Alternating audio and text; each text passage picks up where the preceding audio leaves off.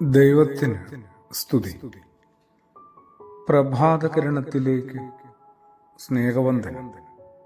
ഭാഗം 2036. ഇന്ന് ജൂലൈ മാസം 27-ാം തീയതി 208-ാമത്തെ ദിവസത്തിലെത്തി. വീണ്ടും ഒരു ഞായർ ദിനമാണ്. കാഴ്ചയില്ലാത്തൊരു മനുഷ്യനെ കുറച്ചാളുകൾ യേശുവിൻ്റെ സമീപത്ത് കൂട്ടിക്കൊണ്ടുവരികയാണ്.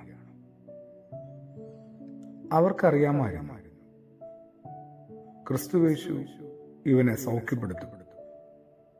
ഇവന് ഇല്ലാതിരിക്കുന്ന കാഴ്ച തിരികെ നൽകും. അതൊരു വിശ്വാസവും അതിൽ അധിഷ്ഠിതമായ ഒരു പ്രത്യാശയുമാണ്.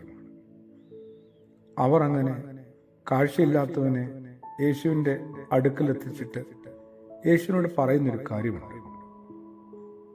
അങ്ങിവനെ ഒന്ന് തൊടണം, സ്പർശിക്കണമെന്നാണ്. വിശുദ്ധനായ മർക്കോസിന്റെ സുവിശേഷം 8-ാം അധ്യായം അതിൻ്റെ 22-ാമത്തെ വചനമാണ്. അങ്ങ് ഇവനെ ഒന്ന് തൊടണം. അതെന്താണ് അവർ അങ്ങനെ ഒരു കാര്യം ആവശ്യപ്പെട്ടത്? ഗുരു, ഇവന് കാഴ്ചയില്ലല്ലോ, ഇവന് കാഴ്ച നൽകണമേ എന്ന് അപേക്ഷിച്ച അത് കുറെ കൂടി ഡയറക്റ്റാണ് കാര്യങ്ങൾ. എന്നാൽ കൂട്ടിക്കൊണ്ടു വന്നവരാവട്ടെ യേശുവിനോട് അപേക്ഷിച്ചത് ഇവനൊന്ന് തൊടണമെന്നുള്ളതാണ്. കർത്താവിൻ്റെ ഒരു സ്പർശനം നമുക്കിനിയും ആവശ്യമാണ്. നമ്മളതിനു വേണ്ടി ഒന്നും കൂടി നമ്മളെ ഒന്ന് ഒരുക്കണം കേട്ടോ. യേശു ആവട്ടെ അവനെ തൊടുന്നുണ്ടോ എന്ന് ചോദിച്ചാൽ അവന്റെ കൈക്ക് പിടിച്ച് അവനെ പുറത്തേക്ക് നടത്തിക്കൊണ്ടുപോയെന്നാ പറയുക. അപ്പോൾ ഓൾറെഡി അവന്റെ ദേഹത്ത് തൊട്ടല്ലേ. പക്ഷേ അങ്ങനെ വെറുതെ തൊടുന്നതല്ല സ്പർശനം. കുറെ കൂടി ആഴമായ, കുറെ കൂടി ആഴപ്പെട്ട ഒരു സ്പർശനമുണ്ട്. അവന്റെ കണ്ണിൽ തുപ്പുകയും അവന്റെ മേൽ പിന്നീട് കൈവെക്കുകയും ചെയ്യുന്ന യേശുവിനെ നമ്മൾ പരിചയപ്പെടുന്നുണ്ട് തുടർന്നു വരുന്ന വചനഭാഗത്ത്.